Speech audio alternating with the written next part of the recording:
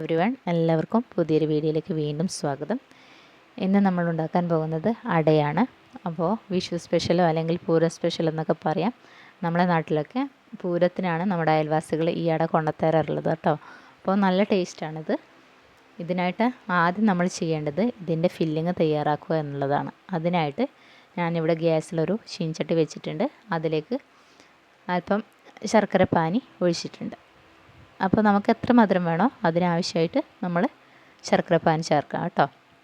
അപ്പോൾ ശർക്കരപ്പാനി തിളച്ച് വരുമ്പോൾ അതിലേക്ക് ചിരവിയ തേങ്ങ ചേർത്ത് നന്നായിട്ട് മിക്സ് ചെയ്യുക. ഇനി നമുക്ക് ഈ ശർക്കരപ്പാനിയിൽ ഈ തേങ്ങ കിടന്ന് നന്നായിട്ട് ഡ്രൈ ആയിട്ട് വരണം.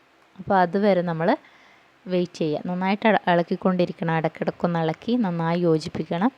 അപ്പോൾ ഒരുപാട് ഡ്രൈ ആകണ്ട, ഒരു നല്ല ഡ്രൈയും ആകണ്ട, നല്ല ലൂസും ആകരുത്. ആ ഒരു പരുവത്തിൽ നമ്മൾ എന്ത് ചെയ്യുക, അടുപ്പിൽ നിന്ന് വാങ്ങി വെക്കണം.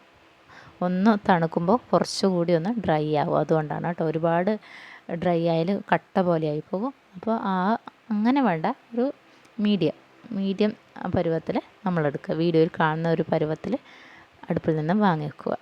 അപ്പോൾ നമ്മൾ ഏലക്കപ്പൊടിയും ചേർക്കണം കേട്ടോ. അവസാനം നമ്മൾ വാങ്ങുന്ന സമയത്ത് കുറച്ച് ഏലക്കപ്പൊടിയും ചേർക്കാം. ഇപ്പോൾ ജീരകപ്പൊടിയൊക്കെ ഇഷ്ടമുള്ളവരാണെങ്കിൽ ചേർക്കാം. അപ്പം നല്ല മധുരവും ആ ഒരു ഏലക്കപ്പൊടിയുടെ ഫ്ലേവറൊക്കെ കിട്ടും. നമ്മുടെ ഇത് ഫില്ലിങ് എന്തായി റെഡി ആയിട്ടുണ്ട് ഇവിടെ. അപ്പം നമുക്ക് ഇനി മാവൊന്ന് കുഴച്ചെടുക്കാം. അപ്പോൾ ഞാനിവിടെ അടയുണ്ടാക്കുന്നത് പുഴുങ്ങലരി പൊടിയിലാണ് കേട്ടോ. സാധാരണ നമ്മുടെ ഞാൻ പറഞ്ഞല്ലോ, നമുക്ക് കൊണ്ടുത്തരുന്നവരൊക്കെ അയൽവാസികളൊക്കെ നമുക്ക് കൊണ്ടുത്തരുന്ന അവരൊക്കെ ഉണ്ടാക്കുന്നത് പച്ചരിപ്പൊടിയിലാണെന്നാണ് പറഞ്ഞത്. അപ്പോൾ പച്ചരിപ്പൊടിയിൽ കുറച്ച് ഹാർഡായിട്ട് തോന്നുന്നുണ്ട്. അപ്പോൾ സോഫ്റ്റ് ആണെങ്കിൽ നമ്മൾ എന്ത് ചെയ്യണം, ഇടിയപ്പത്തിനൊക്കെ കുഴക്കുന്നത് പോലെ ചൂടുവെള്ളത്തിൽ പച്ചരിപ്പൊടി കുഴച്ചെടുത്താൽ അട എന്താകും, നല്ല സോഫ്റ്റ് ഉണ്ടാകും. അപ്പോൾ പുഴുങ്ങലരിപ്പൊടി നമ്മളിവിടെ റേഷനരീൻ്റെ പൊടിയാണ് കേട്ടോ. അതുകൊണ്ട് തന്നെ നല്ല സോഫ്റ്റാണ് അട. തണുത്താലും ഒക്കെ സോഫ്റ്റ് തന്നെയാണ് കേട്ടോ.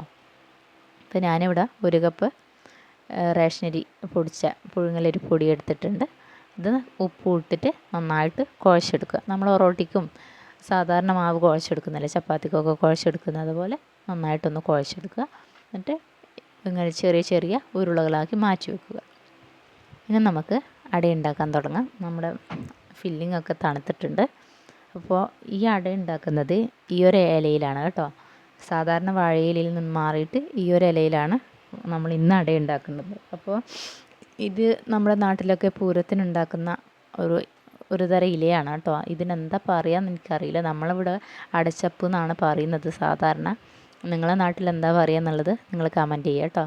വേറെ എന്തെങ്കിലും പേരുണ്ടോയെന്ന് എനിക്കറിയില്ല. അപ്പോൾ നമ്മളിവിടെ അടച്ചപ്പ് എന്നാണ് പറയുക. അപ്പോൾ അടച്ചപ്പിലാണ് നമ്മൾ അട ഉണ്ടാക്കിയെടുക്കുന്നത്.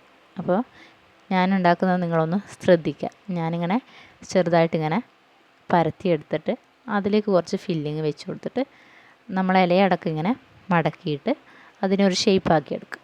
അപ്പോൾ ഷേപ്പാക്കി എടുത്തിട്ട് നല്ലൊരു ഒരു സ്ക്വയർ പോലെ ആക്കിയെടുത്തിട്ട് വീണ്ടും എന്താണ്, ആ ഇലയിൽ നന്നായിട്ട് പൊതിഞ്ഞ് ഇതേപോലെ ആക്കുകയാണ് ചെയ്യുന്നത്. സാധാരണ കിട്ടും കേട്ടോ. വാഴ നാര് കൊണ്ട് കെട്ടിയിട്ടാണ് നമുക്ക് സാധാരണ കൊണ്ടുത്തരാറുള്ളത്. ഞാനിവിടെ നാര് കൊണ്ട് കെട്ടുന്നൊന്നുമില്ല, കെട്ടേണ്ട ആവശ്യമൊന്നുമില്ല. ഇങ്ങനെ മടക്കി വെച്ചാൽ കറക്റ്റായിട്ട് അടയൊക്കെ വന്നോളും. അപ്പോൾ ഇതുപോലെ നമുക്ക് ബാക്കിയുള്ളതൊക്കെ ചെയ്യാം. അപ്പോൾ നമ്മുടെ എളുപ്പം എങ്ങനെയാണോ, നമുക്ക് എങ്ങനെയാണോ കയ്യിൽ വെച്ചിട്ടും പരത്തിയെടുക്കുക കേട്ടോ. കയ്യിൽ വെച്ചിട്ടും കുറച്ച് എണ്ണ തടവിട്ട് കയ്യിൽ വെച്ചിട്ടും ഇങ്ങനെ പരത്തിയെടുത്തിട്ട് ഒരു സ്ക്വയർ ഷേപ്പാക്കി എടുത്തിട്ട് നമ്മൾ എന്തായി അടച്ചപ്പിലങ്ങ് പൊതിഞ്ഞെടുത്താൽ മതി. ഇങ്ങനെ പൊതിഞ്ഞ് കമിഴ്ത്തി വെച്ചാൽ അട സേഫാണ്. അപ്പോൾ ഇങ്ങനെ എല്ലാ അടയും നമുക്ക് ഉണ്ടാക്കിയെടുക്കാം. അപ്പോൾ ഇതേ നമ്മുടെ അടയൊക്കെ എല്ലാം റെഡി ആയിട്ടുണ്ട്. ഇനി നമ്മൾ എന്ത് ചെയ്യുക, ഇത് സ്റ്റീം ചെയ്യാണ്. സ്റ്റീം ചെയ്യാനായിട്ട് ഞാനൊരു ആവിത്തട്ട് അടുപ്പിൽ വെച്ചിട്ടുണ്ട് കേട്ടോ. ആവശ്യം വെള്ളം പറഞ്ഞിട്ട് കുറച്ചധികം വെള്ളം പറഞ്ഞിട്ടുണ്ട്, വറ്റാണ്ടിരിക്കാനാണ് കേട്ടോ. അപ്പോൾ അടുപ്പിൽ വെച്ചിട്ടുണ്ട്, തട്ട് വെച്ച് അതിലേക്ക് ഞാൻ അടയൊക്കെ നിരത്തി വെച്ചിട്ടുണ്ട്.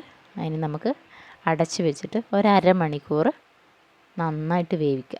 ഒരു 5 മിനിറ്റ് നമ്മൾ ഹൈ ഫ്ലെയിമിൽ വെക്കുക. അത് കഴിഞ്ഞിട്ട് ലോ ഫ്ലെയിമിൽ ഒരു അരമണിക്കൂർ വേവിക്കുക. അപ്പോൾ കറക്റ്റായിട്ട് നമ്മൾ അട വെന്തിട്ടുണ്ടാകും കേട്ടോ. അരമണിക്കൂർ കഴിഞ്ഞിട്ട് നമുക്ക് അട തുറന്ന് നോക്കാം. കണ്ടില്ലേ, നമ്മുടെ അടയൊക്കെ അടിപൊളിയായിട്ട് വെന്തിട്ടുണ്ട്. ഒന്ന് തുറന്ന് നോക്കാം. അല്ലേ, കണ്ടില്ലേ നമ്മുടെ അടയൊക്കെ നല്ല സോഫ്റ്റാണ്. ഉണ്ടാക്കിയിട്ടില്ലെങ്കിൽ നിങ്ങളൊന്ന് ഉണ്ടാക്കി നോക്കണേ. അപ്പോൾ വീഡിയോ ഇഷ്ടമായ ലൈക്ക് ചെയ്യുക, ഷെയർ ചെയ്യുക, കമൻറ്റ് ചെയ്യുക, സബ്സ്ക്രൈബ് ചെയ്ത് സപ്പോർട്ട് ചെയ്യുക. അടുത്ത വീഡിയോയിൽ കാണുന്നത് വരെ എല്ലാവർക്കും താങ്ക് യു.